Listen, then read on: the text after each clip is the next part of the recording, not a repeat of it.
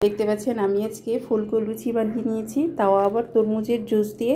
খেয়ে দিচ্ছি কতটা যে সফট হয়েছে, আর এত সুন্দর হয় তরমুজের লুচি আমার জানা ছিল না। আর আপনারা অবশ্যই বাসায় এটা ট্রাই করবেন। খাওয়ার পর একটু করে রয়ে গেছে, তো আজকে এটা দিয়ে আমি লুচি বানাবো। ছোট ছোট করে কেটে নিচ্ছি।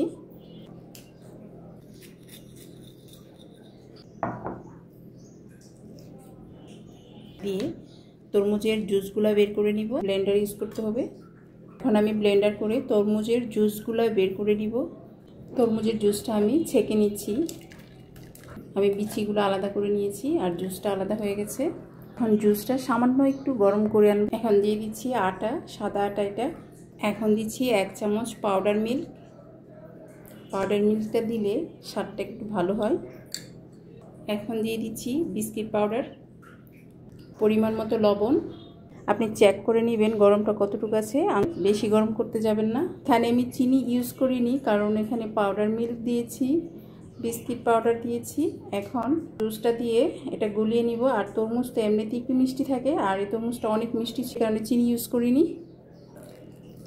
আরেকটা জিনিস এখানে দেওয়া হয়নি, অয়েলটা দিয়ে দিচ্ছি। অল্প পরিমাণে দিব, বেশি দিব না, কারণ লুচি তো তেলের মধ্যেই ভাজা হবে। ভালো করে মেখে নিব। আর আপনারা তরমুজের লুচি খেয়েছেন কি না আমাকে অবশ্যই কমেন্ট করে জানাবেন। জুসটা আমি হালকা গরম করে দিয়েছি, এই কারণে লুচিটা অনেকটা সফট হবে। দেখতে পাচ্ছেন কত সুন্দর করে একটি ডো তৈরি করে নিয়েছি, আর কালারটা যে কত সুন্দর আসছে দেখতে পাচ্ছেন। এখন আমি এই ডোটা কিছুক্ষণ এভাবে রেখে দিব। ডোটা আরও সফট হয়ে যাবে এভাবে রেখে দিলে। হালকা একটু তেল মেখে নিচ্ছি পরে। দেখতে পাচ্ছেন ডোটা কত সফট হয়েছে। এখন ছোট ছোট লিচি কেটে নিব, লুচি বেলে নিব। চাইলে আপনারা তেল দিয়েও বেলে নিতে পারবেন, কোনো সমস্যা হবে না। আবার আটা দিয়েও পারবেন। আটাটা একটু অল্প পরিমাণে দেওয়ার চেষ্টা করবেন। এতটুকু করে নিব আমি। সবগুলো লুচি বেলে নিব। সবগুলো লুচি আমি বেলে নিয়েছি, এখন ভেজে নিব। আর আরেকটা কথা বলছি, আটা দিয়ে লুচিগুলো বেলে নেন, তাহলে কিন্তু একটার সাথে একটা লাগবে না। আর তেল দিয়ে লুচিগুলো বেলে নিলে একটার সাথে একটা লেগে যাবে, তো সঙ্গে সঙ্গে ভেজে নিতে হবে। তাই আমি আটা দিয়েই করেছি। এদিকে আমি তেলটা গরম করে নিয়েছি। এখন লুচিগুলো দিয়ে দিব একটি একটি করে।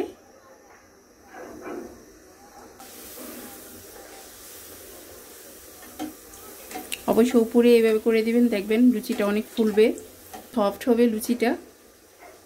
তো এখন এটা হয়ে গেছে, আমি এটা নামিয়ে নিচ্ছি। লুচি দিয়ে দিচ্ছি।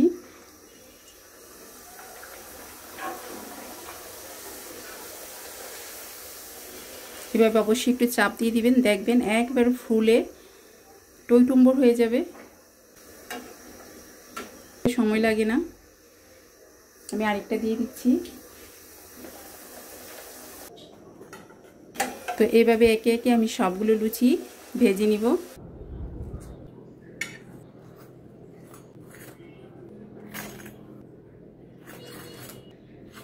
মজাদার হয়েছে, আর আপনারা অবশ্যই বাসায় এটা ট্রাই করবেন। আজ তাহলে পর্যন্ত, আল্লাহ হাফেজ।